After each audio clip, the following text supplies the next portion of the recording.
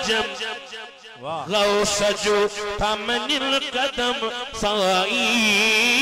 माँ बे उन्हे जो गुलाम माँ बे उन्हे जो गुलाम माँ बे उन्हे जो गुलाम सरदार वलियन जो दस्तगीर पीरे पीरा पीरे मीरा सभिन जो अमीर रखंदो असा जो भरम अज बचड़न जे दर ते आयो आस वो मां छा तो चवा रखंदो असा जो भरम थींदो असा ते बिकरम साई मां बे उन्हे जो गुलाम चमा बे उन्हे जो गुलाम मां बे उन्हे जो गुलाम सिंध हिंद अरब अजम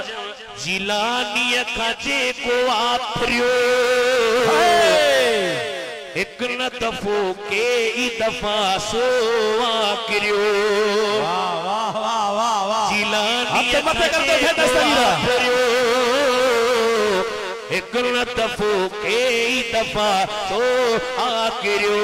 उनखे घुर्जे छड़े वहम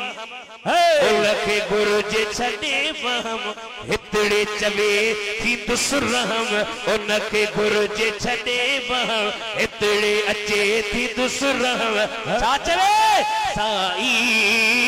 मां बे उन्हे जो गुलाम मुरीदन ते करम आवडो नथो दिसे सगड़वा जडो छो न चवंदो खुलम खुलम अला बुझो घणी तकरीर ने बस देर थी वई हाज़िरी बड़ी लगे छो न चवंदो खुलम हिकड़ो आहे गौसे आज़म हथ मत करना फैदा सवीरा भैया मत करना फैदा सवीरा वाह गौसे आज़म छो न चवंदो खुलम मेहरबानी थी त विढ़ंदो न चवंदो मामा हिकड़ो आ छो न चवंदो खुलम हिकड़ो आ हे गौसे आज़म साई मां बे उन्हे जो गुलाम माशाअल्लाह अज बचड़ा साईं जा चरविया ॾाढी खुशी मुरीदन ते करम आवडो नथो दिसे सगो वा जडो छो न चवंदो खुलम छो न चवंदो खुलम हिकड़ो आहे गौसे आज़म वाह वाह वाह चव आखिर ताईं हथ खणो त साईं ख़ुशि थियन वे भैया तमत करना फैदा सवीरा खुलम हिकड़ो आहे गौसे आज़म साई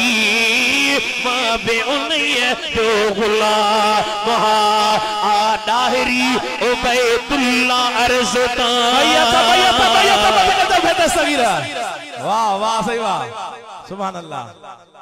दाहिरी उबैदुल्लाह अर्ज़तार उन सजी दो हिते हुते मददगार संत सुमा संतुन हरम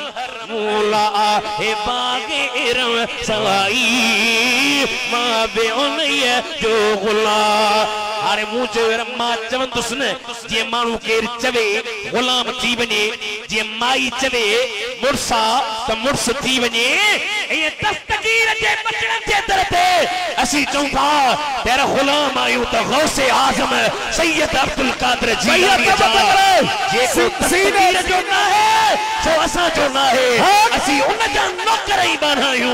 जेको गौसे आज़म जे दामन में हथ विझी ॾेखारी भैया तम करदा फैदा सवीरा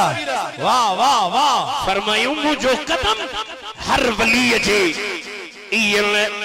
हिन तौर जे ईन आल महल घणा उन्हनि खां तव्हां पुछो अरबी में उसूला अल मुतलक इदा युतलक युराद बिल फर्दुल कामिल जॾहिं मुतलक ॻाल्हाइबो हर फर्द में अची वेंदा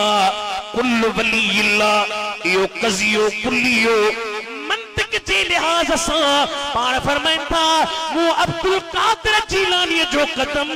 रुगी नक्शबंदन तेल रुगी कादिरन तेल रुगी जिस्तिन तेल रुगी सोरवर्दन तेल अरे रफाई तरीके जो बुजुर्ग हजरत ख्वाजा अबुल हसन रफाई जेको मदीने जे मीर जे दरबार में वने